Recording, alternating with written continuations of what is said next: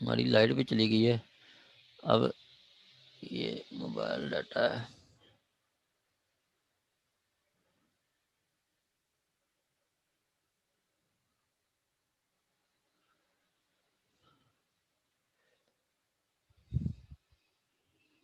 चलें जी, आ गया जी आपका 160 प्रोवाइजो।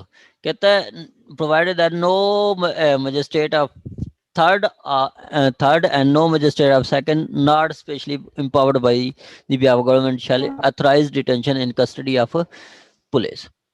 ठीक हो गया। तो कहता है कि मजिस्ट्रेट थर्ड क्लास की तो कोई भी आपकी प्रोवाइज मतलब पावर नहीं है, वो रिमांड जो है ग्रांट नहीं कर सकता मजिस्ट्रेट क्लास थर्ड। हाँ, सेकंड को आपका गवर्नमेंट चाहे तो पावर दे सकती है। इसी तरह आपका जो 164 की स्टेटमेंट है वो भी आपका फर्स्ट क्लास रिकॉर्ड करता है। अगर मजिस्ट्रेट प्रोविंशियल गवर्नमेंट चाहे तो सेकंड क्लास को भी पावर दे सकती है। ये 166 167 सर 167(3) जी। सर हाँ जी। सर ये टू की जरा यहाँ से पढ़िएगा जरा, वो कनेक्ट नहीं, डिस्कनेक्ट हो गया था। If he has no jurisdiction to try the case, to का सर। एक second. If he has no दो दो jurisdiction to try a case. दो का बता रहे हैं आप। जी जी जी सर।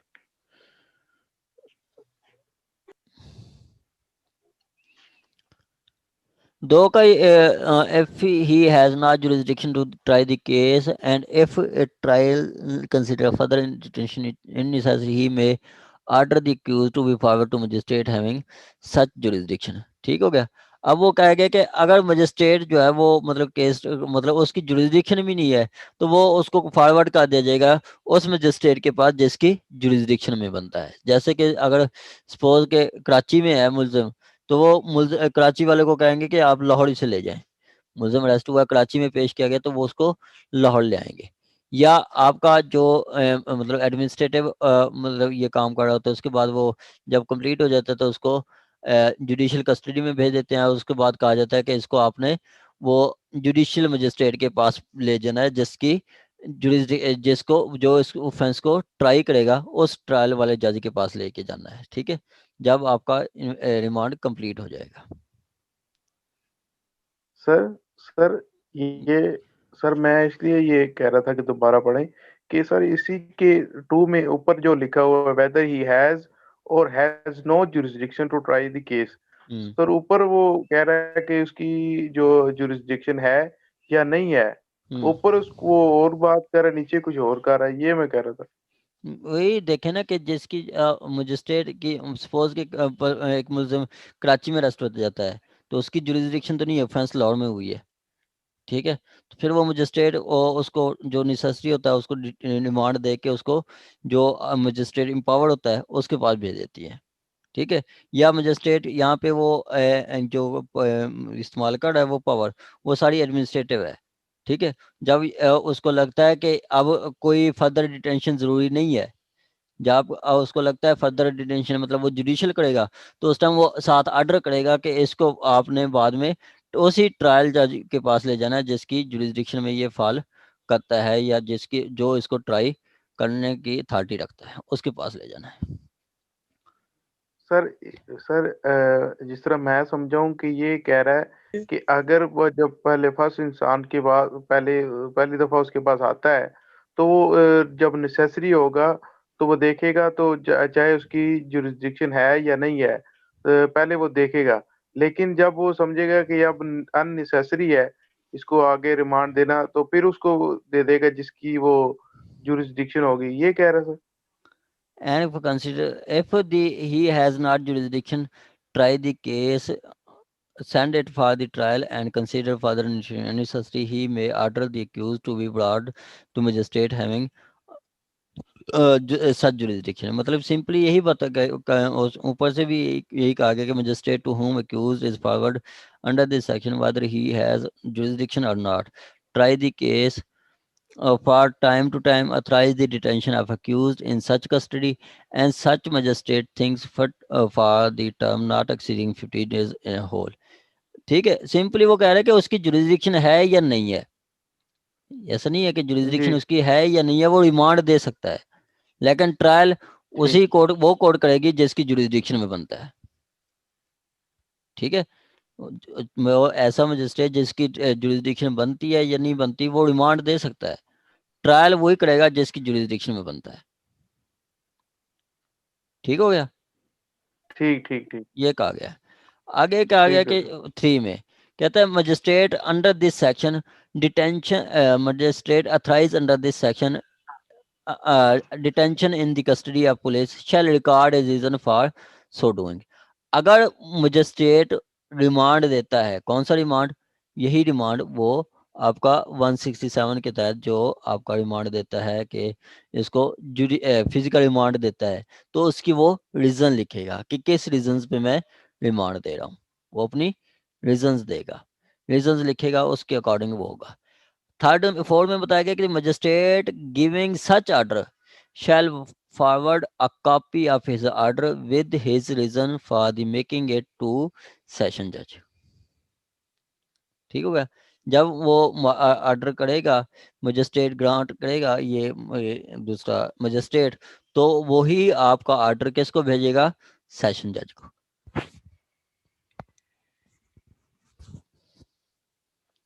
वो ऑर्डर के नीचे ही लिख देता है मजिस्ट्रेट के ये आप एक कॉपी आप सेशन जज को भी भेजें। सेशन जज का पास जब आएगी तो सेशन जज की भी अथॉरिटी है कि वो उसको मतलब जो है ना वो रिवाइज कर सकता है, रिवाइज कर सकता है।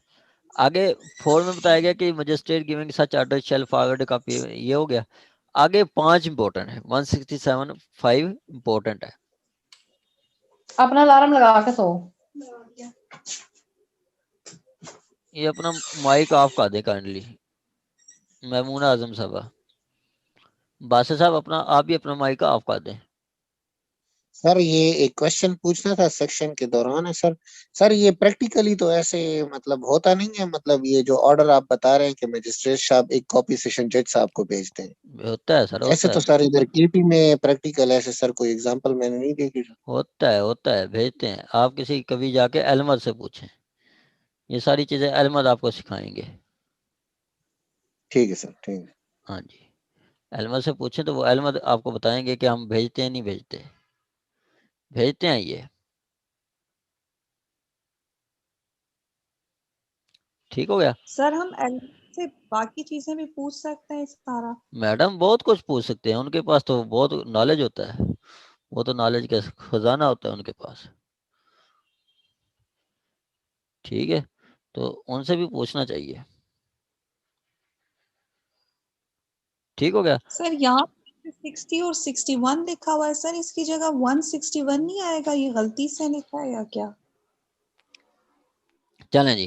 कहते हैं notwithstanding anything contained in section 60 or 61 or herein before to the contrary where accused is forward under section subsection 2, जब मुलजम को पेश किया जाता है वो is female, अगर फीमेल है, the magistrate shall not accept in cases of involving except in cases involving qatl or deceit supported by the reason to be recorded in writing authorize the detention of the accused in police custody and police officer making an investigation shall interrogate the accused referred to in subsection 1 in the prison in the presence of officer jail and female officer of jail and female police officer। Simply वो बताया गया कि जो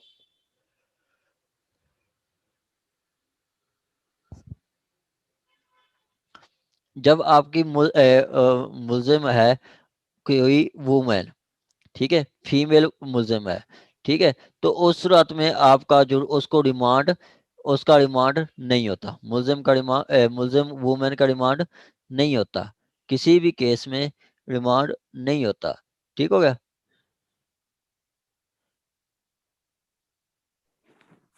sir remand का actual meaning क्या है? Like मैंने जो इसका पढ़ा है, इसका मतलब है कि to send back the body to the authorised person और अथॉरिटी। हाँ जी, यही है बट मैडम। इसको मतलब ज्यादा अगर इसको सिंप्लीफाई करें तो इसका क्या मतलब होता है प्रैक्टिकली? मैडम उसका प्रैक्टिकली भी यही कुछ है कि किसी अपनी कस्टडी देनी है किसी पर्सन को, ठीक है। यहाँ पे भी कस्टडी, जो अगर हम कहते हैं फिजिकल रिमांड, तो कस्टडी मूव हो जाती है पुलिस को, ठीक हो गया। अगर जुडिशियल रिमांड में रखते हैं तो वो कस्टडी मूव हो जाती है जेल को, जो उसका जुडिशियल ट्रायल होता है, ठीक है। मैं समझी नहीं बात। यही आपके पास जो मीनिंग है ना कि to send the custody to proper authority, हाँ जो जी। मीनिंग आपका है वो सही है मीनिंग। मैं फर्दर उसको बता रहा था नहीं, कि यहाँ पे वर्ड यूज हुआ है टू सेंड बैक, लाइक के एक बॉडी है जो, और मतलब के एक कॉम्पिटेंट अथॉरिटी के पास है, उसके बाद से वो ट्रांसफर हुई है to the other person, then उसको दोबारा से सेंड बैक करना to the competent authority. Competent authority देखे ना कि मुझे पहले भी पुलिस के पास होता है, is the बाद में पुलिस के competent पास आ जाता authority? है। सर सर मैं ऐड करूं इसमें थोड़ा सा? जी जी मैडम। सर इसका मतलब ये है कि वापस देना, उनको पुलिस वालों को ना वापस देना, ताकि मजीद इन्वेस्टिगेशन कर सके, ताकि कोई अगर कोई मजीद वाकया रह गया या कोई चीज रह गई है तो वो उसको इन्वेस्टिगेट करके तो फिर मैजिस्ट्रेट के पास उसको पेश किया जाए दोबारा से। हाँ जी, ठीक है, यही कुछ है, ठीक है मैडम। ओके सर रिपीट करेंगे ये 5? सर समझ नहीं आई मुझे अभी। 5 में सिंपली कहा गया है कि जो अगर फीमेल है तो उसका रिमांड नहीं होगा। आपने देखा है फीमेल का 380 में रिमांड नहीं होता, फीमेल का 300 आपका 406 में रिमांड नहीं होता, 509 में रिमांड नहीं होता, 392 में रिमांड नहीं होता, 395 में 395 में होता है, ठीक है। मतलब कत्ल 302 और 395 के अलावा किसी भी ऑफेंस में फीमेल मुलजिम का रिमांड नहीं होगा। सपोज के अगर 380 में पुलिस मुलजिम बीबी को लेके आते हैं, वुमेन को लेके आते हैं, तो फौरन उसको जुडिशियल कर देती है कोर्ट, उसको जेल में भेज देती है। ठीक है sir, police remand in short नहीं होगा इसका किसी सूरत में, नहीं होगा, कत्ल या डकैती ना की। सिर्फ हाँ, सिर्फ कत्ल और डकैती में हो सकता है। ठीक।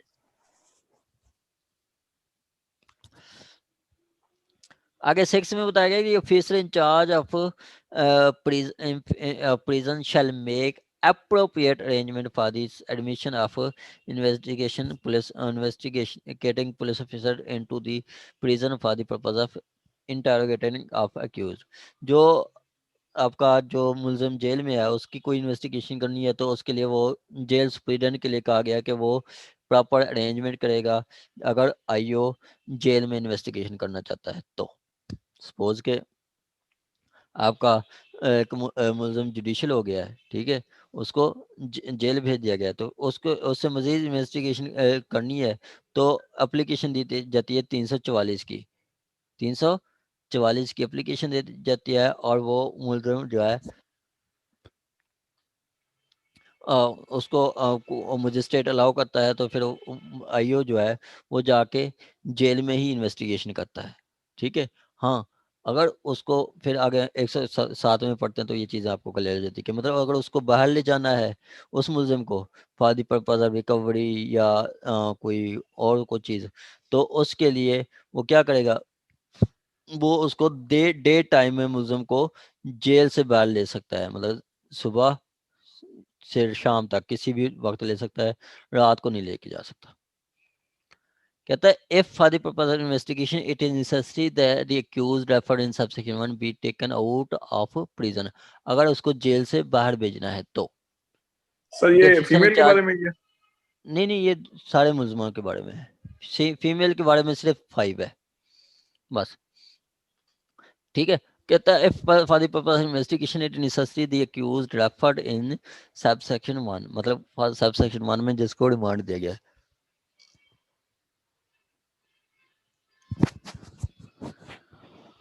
be taken out of prison, the officer in charge of police station or police officer making investigation, SHO या IO, not below the rank of inspector, shall apply to the magistrate in this behalf.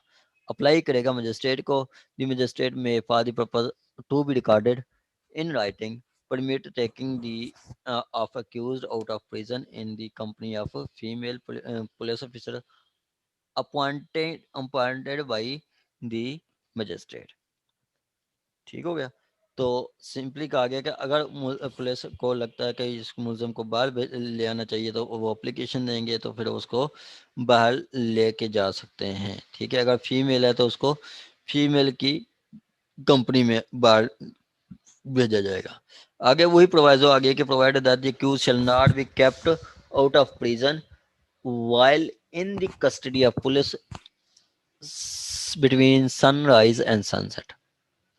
अगर मुलजम को jail से बाहर लेके जाना है judicial remand में, तो उस सूरत में आपका मुलजम को डे टाइम में आप लेके जा सकते हैं. ठीक है. डे टाइम में between sunset and sunrise. Female के लिए मेरा ख्याल है ये सर सिर्फ नहीं ये सारों के लिए मैडम. ये जुडिशियल रिमांड के बारे में बात कर रहा है 344 के बारे में. ये सब के लिए है. ये किसने कहा है? किसका क्वेश्चन था ये?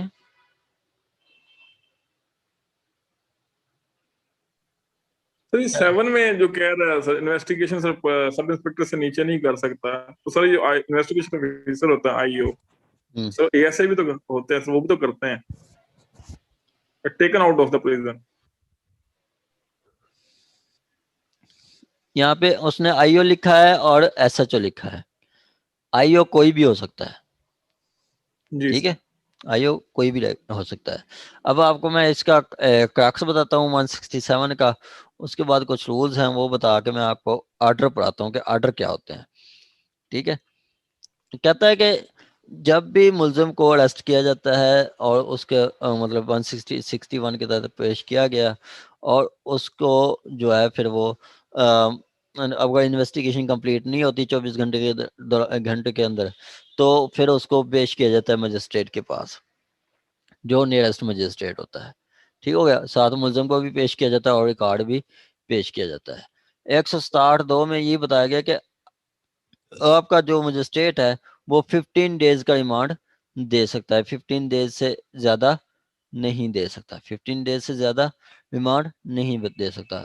67(3) में बताया गया कि जब रिमांड देगा रीजन लिखेगा. 4 में बताया गया कि जब उसने रिमांड दे दिया तो उसकी एक कॉपी सेशन जज को भी भेजेगा. 5 में बताया गया कि मुलजिम फीमेल है तो उसका रिमांड नहीं होगा, हाँ डकैती और कत्ल में हो सकता है.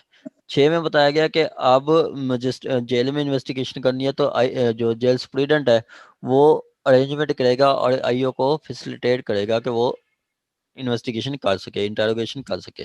7 में बताया गया कि अगर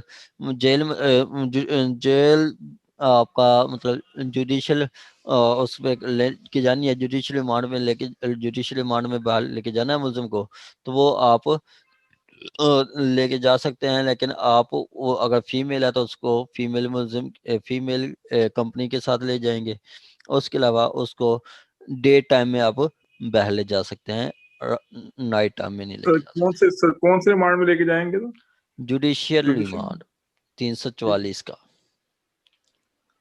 ठीक हो गया. साथ में आपको 344 भी पढ़ा देता हूँ ताकि आपका कंसेप्ट क्लियर हो. ओह ये क्या हो गया?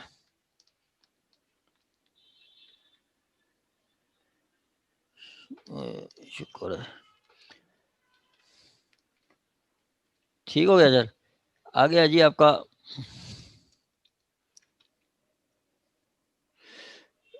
344.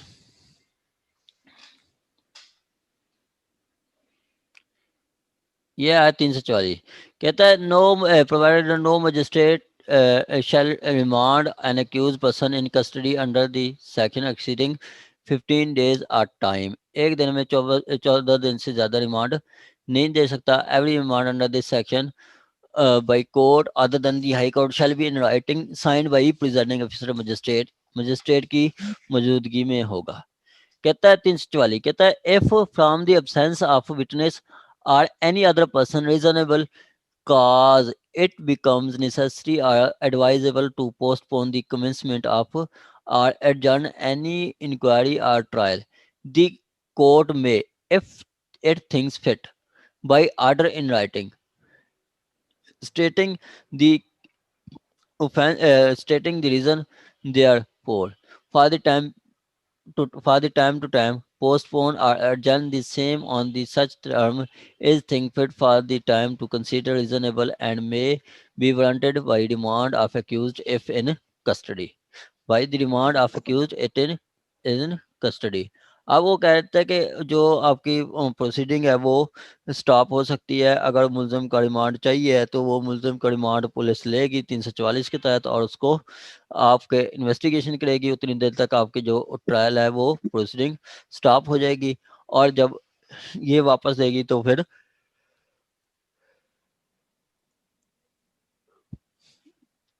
फर्दर प्रोसीडिंग होगी। ये जो रिमांड होगा ये 14 दिन से ज़्यादा नहीं होगा, एक टाइम में आप 14 दिन से ज़्यादा नहीं दे सकते और जो भी ये रिमांड देगा वो अपने साइन वगैरह करेगा। ये आपका 344।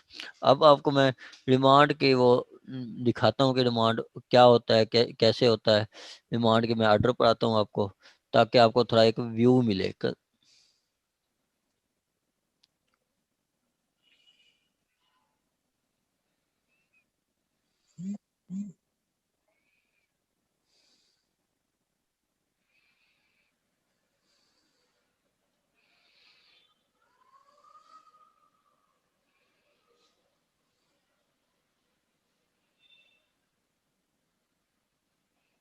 ये है जी आपका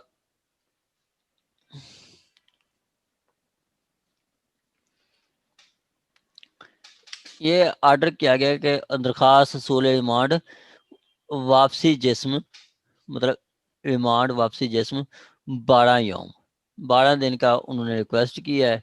ठीक है, तो इस पे मुलजिम आईओ ने क्या उसको कहा है, कहता है IO has requested for physical remand of accused for the purpose of investigation and recovery. Accused is named through supplementary statement and recovery of weapon of offense is yet to be effected from the accused. कहता है कि वो supplementary statement में record हुआ था और उससे अभी रिकवरी भी होनी है। Therefore as per the request of IO for the purpose of investigation and recovery 4 days remand is granted। 4 days remand is granted। ये है। अब यहाँ पे उसने क्या रीजन दिया है, कहता है कि recovery is yet to be effected, recovery effect होनी है मतलब रिकवरी इससे करनी है इसलिए रिमांड दिया जा रहा है। ठीक है, वो क्या कहे उस रिमांड दिया 24/4 को दिया है। ठीक है, 4 दिन का रिमांड है तो मजीद इसको फिर 28 को पेश किया जाएगा। कब? 28 को पेश किया जाएगा। सर ये 167 अंडर है 167 के तहत मैडम। ठीक। उसके बाद फिर उसको 4 दिन का मिला था, फिर 10 दिन का लेने आ गए। ठीक है, 4 पहले 10 ये, टोटल 14 दिन से ज्यादा किसी का भी नहीं हो सकता। यहाँ पे भी उसने देखा कि जी आपका IO requested for the physical remand of accused, investigation inquiry, accused is involved on the basis of statement and recovery of weapon is yet to effected from the his possession। यहाँ पे भी वही है और उसको कितनी 3 days का remand मिल गया है। देखें अब मजिस्ट्रेट चाहता तो 7 दिन का इकट्ठे भी दे सकता था, लेकिन नहीं, वो 3-3 दिन का देता है, होल नहीं देता, ताकि वो उसको पता चले मतलब ऐसे फजूल में रिमांड नहीं मिलते। यहाँ पे एक साइटेशन भी है वो 1984 PCRLJ 2588, उसमें भी यही कहा गया कि अगर पुलिस कोई प्रोग्रेस नहीं दिखाती मतलब 4 दिन का रिमांड लेके गई थी फिर वापस आई है, कोई इन्वेस्टिगेशन हुई, कोई जिम्नी नहीं लिखेगी, कुछ भी नहीं कवर हुआ, तो उस सूरत में मजिस्ट्रेट उसका रिमांड की इस्तदा रिफ्यूज कर देगी, उसको रिमांड नहीं मिलेगा। सर क्या साइटेशन है, रिपीट करेंगे? मैडम 1984, 1984, ठीक है। PCRLJ, Pakistan criminal law journal, PCRLJ 2588, 2588, 7 का दिन का उसका रिमांड हो गया। फिर देखें, फिर उसका मजीद 7 दिन का रिमांड लेने आ गए। किसी भी सूरत में वो 14 दिन से ज्यादा नहीं ले सकते, मजीद 7 दिन का रिमांड लेने आ गए। और जब रिमांड लेते हैं तो वो बताते भी हैं कि पहले हम 3 जमा 4, ये हर उस पे होता है, ये कि हम पहले इतनी रिमांड ले चुके हैं, पहले इतनी रिमांड ले चुके हैं, 3 + 4 7 हासिल कर चुके हैं। मुलजमान की मतलब पुख्ता जैसे हरकत 7 अफराद का कत्ल के वारदात किए जाने में बजरिया दरख्वास्त दा है कि 7 दिन का रिमांड दिया जाए। ठीक हो गया, 7 दिन का रिमांड दिया जाए। यहाँ पे देखें वो क्या करता है, वो फिजिकल रिमांड होता है, तो फिर उस पे वो क्या क्या गया उसके no recovery of weapon 3 days further remand of accused is grounded, 3 दिन मजीद मिल गए। इस तरह उनको 10 दिन मिल गए। इसमें 7 मर्डर हुए थे, 7 मर्डर एक साथ। उसके बाद 4 दिन का मजीद, ये 10 दिन हो गए, फिर 4 दिन का मजीद रिमांड लेने आ गए। तो इस सूरत में मजिस्ट्रेट ने क्या किया, उसमें उसने कहा कि ये देखें, वो मैं आपको बता रहा हूँ, ये बासित खान, ये देखें, copy of this order be send to बर्थी डिस्ट्रिक्ट एंड सेशन जज, लास्ट लाइन पढ़ी जा रही है, कॉपी ऑफ दिस, ये कॉपी भी साथ भेजनी होती है। पीछे देखें, पीछे भी यही कुछ लिखा है, copy of this order be set to the बर्थी डिस्ट्रिक्ट एंड सेशन जज, तो उसको कॉपी भी आप साथ भेजें।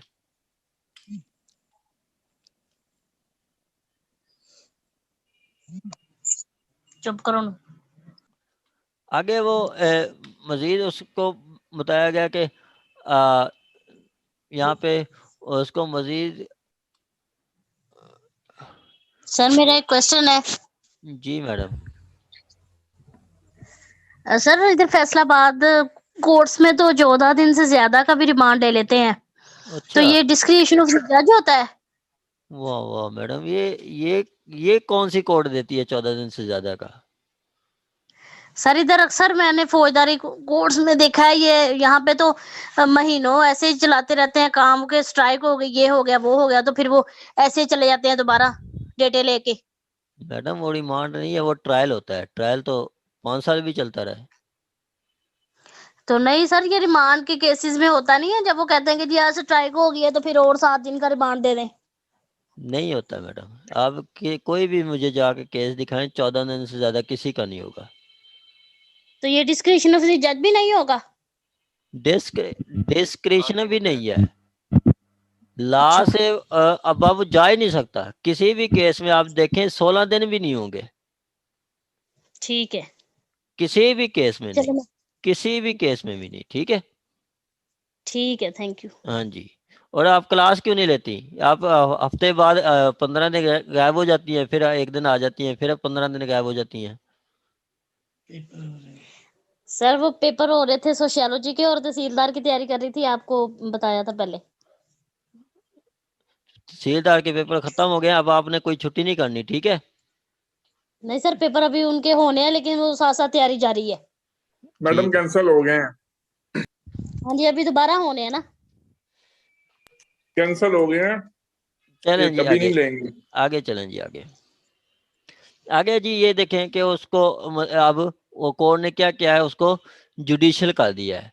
No come as per the request IO person accused person be sent to judicial lockup, उसको जुडिशियल लॉकअप में भेज दिया गया। ये आपने ऑर्डर भी पढ़ने हैं। ये आपको अगर कहा जाए कि आप ऑर्डर लिखें तो आपने यही पैटर्न लिखना है। पहले लिखना है प्रेजेंट, हमेशा अक्यूज प्रेजेंट होता है, आईओ होता है, और आपने किसी एडीपीपी डीडीपीपी को लाजमी रखना है। एडीपीपी डीडीपीपी आपका स्टेट की तरफ से होता है। आर्डर में आपने ये लिखना है कि आईओ जो है वो रिमांड मांगना चाहता है, रिमांड इस वजह से ज़रूरी है, और अब मैं 3 दिन का रिमांड दे रहा हूँ, तो इसको 3 दिन बाद जो डेट बनती है उसको उस पे पेश किया जाए, और उसके साथ आपने बताना है कि एक कॉपी सेशन जज को भी भेज दें। तो यहाँ पे ये लिखा गया कि अनाउंस, और ये पैटर्न आपने रखना है, कुछ भी आपसे पूछ सकते हैं। आगे सर ये एडीपीपी सर पुलिस की तरफ से होता है कि गवर्नमेंट की तरफ से? ये प्रोसिक्यूशन डिपार्ट का होता है। सर बेसिकली सर ये किसको फेवर कर होता है, पुलिस को कर होता है या फिर किसको? पुलिस को प्रोसिक्यूशन को कंप्लेनेंट साइड से होता है। जी सर। पुलिस को फेवर कर होता है। ठीक हो गया। आगे फिर ये चंद एक आर्डर हैं आपके लिए, आप इनको देख लेना। ठीक हो गया। अच्छा, 167 में पुलिस जो है वो मजिस्ट्रेट आपको डिस्चार्ज भी कर सकता है, डिस्चार्ज भी कर सकता है 167 में। ये एक मैंने आपको ऑर्डर दिखा रहा हूँ, ये इसमें उसको डिस्चार्ज करता है। क्या करता है? डिस्चार्ज करता है। कहता है section 63 date with 167 empowered magistrate to take special order for discharging an accused by way of bail or bond if found that such person was arrested without justification. It is settled principle of law mere lodging FIR does not make a person accused in strict parameters of criminal law until some tangible evidence connecting the person with alleged offense is available on record. ठीक हो गया। जब तक उनके खिलाफ कोई evidence नहीं होती तो उसको रिमांड पे नहीं दिया जाएगा, उसको पुलिस डिस्चार्ज भी कर सकती है। हम भी जाके और जब रिमांड होता है तो हम कहते हैं कि डिस्चार्ज कर दें, उनको डिस्चार्ज कर दें। कुछ दिन पहले 377 में एक मुलजम को लेके आए थे, साथ कंप्लेनेंट भी था जिसके अगेंस्ट ऑफेंस कमिट हुई थी, विक्टिम भी था। तो वो भी स्टेटमेंट दे रहा था कि ये मेरा मुलजम नहीं है। मैंने कहा इसको डिस्चार्ज कर दो, लेकिन कोर्ट ने कहा नहीं, आप बेल अप्लाई करें, बेल अप्लाई करें। कोर्ट की डिस्क्रिप्शन है, वो डिस्चार्ज भी कर सकती है। सर ये 167 हमने पढ़ा है सर, इसमें कहाँ लिखा है कि पुलिस डिस्चार्ज कर सकती है? मैडम वो ये मजिस्ट्रेट डिस्चार्ज कर सकती है। 63 में बताया गया। तो लेकिन वो ये क्यों कह रहा है कि 63 रेड विद 167? सारी CRPC को मैडम एक साथ देख सकता है मजिस्ट्रेट या कोई भी कोर्ट है।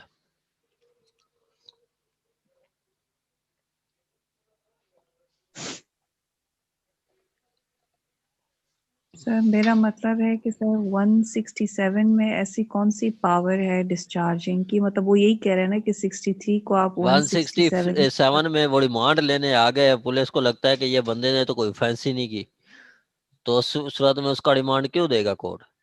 उसको डिस्चार्ज करेगी पुलिस कोर्ट। मैडम आपके खिलाफ पर्चा हो गया है, ठीक है, आपके खिलाफ पर्चा हो गया है, पर्चा आपके खिलाफ हो गया है गिलगित बल्तिस्तान में। आप बैठी हैं इस वक्त फैसलाबाद में, ठीक हो गया। तो आपके खिलाफ पर्चा हो गया है, आप जाके आपको अरेस्ट कर लेते हैं, इधर फैसलाबाद में अरेस्ट कर लेते हैं, आपको लेके जाएंगे गिलगित बल्तिस्तान के मजिस्ट्रेट के पास। तो आप बताएंगे, आप कोर्ट को बताएंगे कि देखें मलर्ड, मैं तो फैसलाबाद थी, मैं तो उस टाइम इधर थी नहीं, तो मेरे खिलाफ ये कैसे है? सिर्फ FIR लॉन्च कर दी, तो उस तरह तो मजिस्ट्रेट ने क्या करना है? आपको रिमांड देना है? नहीं, आपका रिमांड नहीं देना, आपको डिस्चार्ज करेगा, आपको छोड़ देगा, बरी कर देगा। जब एविडेंस नहीं होती तो वो बरी कर दिया जाता है। आ गया जी आपका 168। 168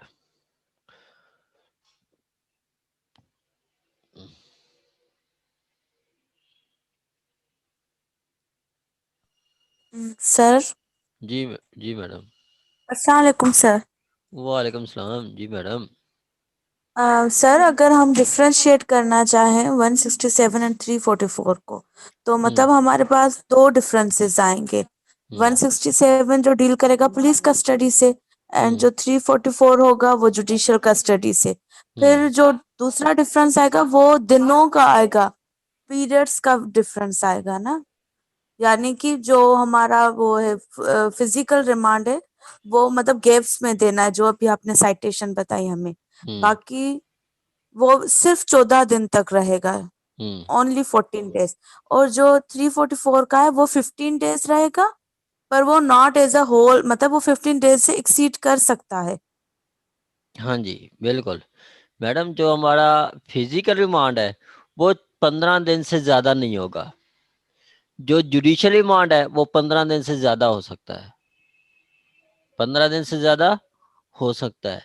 जो आपका फिजिकल रिमांड है 167 के तहत, वो आप दिन रात पुलिस के पास होते हैं। जो फिजिकल रिमांड है वो आपका डे टाइम में होगा, रात के वक्त नहीं होगा। ठीक है, रात के वक्त जेल कस्टडी में, जेल में होगा। दिन के वक्त आप ले सकते हैं, रात के वक्त नहीं।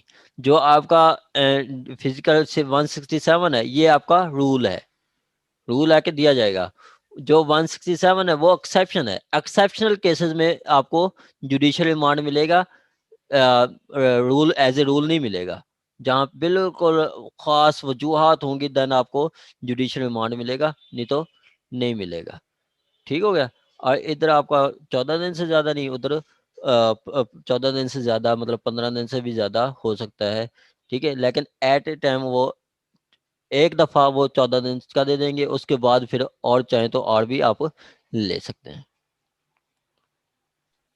सर आपका मतलब है कि जो पुलिस रिमांड है वो 14 दिन का हो गया, ठीक है, फिर वो जुडिशियल लॉकअप में चला गया तो वहां पर भी इसी तरह से फिर मजीद 14 दिन का रिमांड लिया जाएगा वक्त मजीद मिल सकता है उसको।